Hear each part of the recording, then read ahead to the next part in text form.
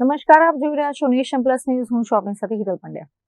આણંદ જિલ્લાના બોરસદ તાલુકાના વીરસદ ગામમાંથી એક પ્રેરણાદાયી અને ઐતિહાસિક સમાચાર સામે આવે છે. આઝાદીના આટલા વર્ષો વીતી ગયા હોવા છતાં વીરસદમાં પહેલીવાર દલિત સમાજ દ્વારા ડોક્ટર બાબા સાહેબ આંબેડકરની ભવ્ય રેલીનું આયોજન કરવામાં આવ્યું હતું. બોરસદનું વીરસદ ગામ આજે જય ભીમના નાદથી ગુંજી ઉઠ્યું હતું. ડોક્ટર બાબા સાહેબ આંબેડકરની 135મી જન્મ જયંતિ નિમિત્તે દલિત સમાજના અગ્રણીઓ અને યુવાનોએ સાથે મળીને એક અનોખો સંકલ્પ કર્યો હતો. આઝાદી બાદ કદાચ આ પ્રથમ અવસર હતો જ્યારે વીરસદ ગામના રાજમાર્ગો પર બાબા સાહેબની શોભાયાત્રા નીકળી હોય. ડીજેના તાલે અને ગગનભેદી સૂત્રોચ્ચાર સાથે નીકળેલી આ રેલીમાં બાબા સાહેબના ફોટાને ફૂલહાર કરી આખા ગામમાં ભ્રમણ કરવામાં આવ્યું હતું.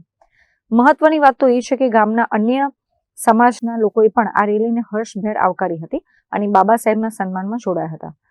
ચૂંટણી ટાણે જ્યારે નેતાઓ પ્રતિમાઓ પાસે લાગણીના દ્રશ્યો ઉભા કરે છે, ત્યારે વીરસદમાં જોવા મળેલી આ જનશક્તિ સાચા અર્થમાં બાબા સાહેબને આપેલી શ્રદ્ધાંજલિ છે. આ આયોજન કરનાર દલિત સમાજના યુવાનો અને અગ્રણીઓ અત્યંત ભાવુક જણાતા હતા. તેમણે આઝાદીના આટલા વર્ષો પછી પ્રથમ સફળ આયોજન બદલ સમગ્ર ગ્રામજનોનો હૃદયપૂર્વક આભાર માન્યો હતો. આ રેલીએ સાબિત કર્યું છે કે બાબા સાહેબના વિચારો આજે પણ સમાજને એકતાના તાતણે બાંધવાની શક્તિ ધરાવે છે. આઝાદીના 75 વર્ષ થયા, આજ દિન સુધીમાં અમારા પણ ક્લાસમાં હજી કોઈ આંબેડકરની જન્મજયંતિ ઉજવવાનો કોઈ પ્રયાસ પણ નહોતો કર્યો. પણ અમે જાગૃત પ્રજા અત્યારે આંબેડકરની જન્મજયંતિ ઉજવવા માટે તૈયાર થયા છીએ અને જાગૃતતા લાવ્યા છીએ.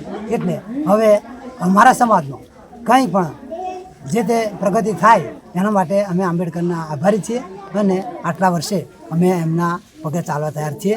અને અમારો સમાજ અજ્ઞાન અને એ રહ્યો છે એ હવે એમાંથી એમના કાયદાના એનાથી એ જાગૃત થઈ અને આગળ વધશે એ અમારી આશા છે. Hiren Shah, Nation Plus News, Anand.